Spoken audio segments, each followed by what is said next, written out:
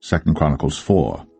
Moreover, he made an altar of brass, 20 cubits the length thereof, and 20 cubits the breadth thereof, and 10 cubits the height thereof. Also he made a molten sea of 10 cubits from brim to brim round in compass, and 5 cubits the height thereof, and a line of 30 cubits did compass it round about. And under it was the similitude of oxen, which did compass it round about, 10 in a cubit, compassing the sea round about. 2 rows of oxen were cast when it was cast. It stood upon 12 oxen, 3 looking toward the north, and 3 looking toward the west, and 3 looking toward the south, and 3 looking toward the east.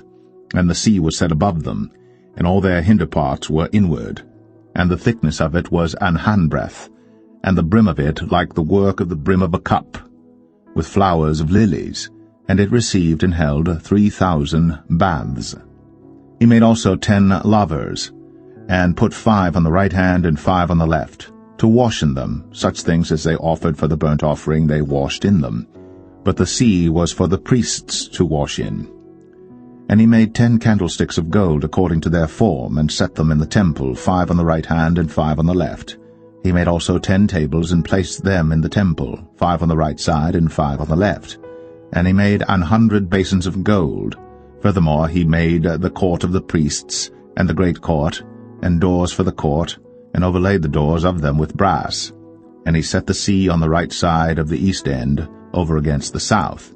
And Huram made the pots and the shovels and the basins, and Huram finished the work that he was to make for King Solomon for the house of God, to wit, the 2 pillars and the pommels, and the chapiters which were on the top of the 2 pillars, and the 2 reeds to cover the 2 pommels of the chapiters which were on the top of the pillars, and 400 pomegranates on the 2 reeds, 2 rows of pomegranates on each wreath, to cover the 2 pommels of the chapiters which were upon the pillars. He made also bases, and lavers made he upon the bases, 1 sea and 12 oxen under it.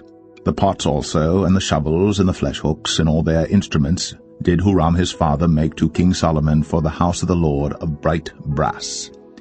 In the plain of Jordan did the king cast them, in the clay ground between Succoth and Zeradathah.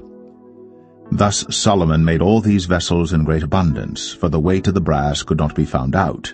And Solomon made all the vessels that were for the house of God, the golden altar also, and the tables whereon the showbread was set.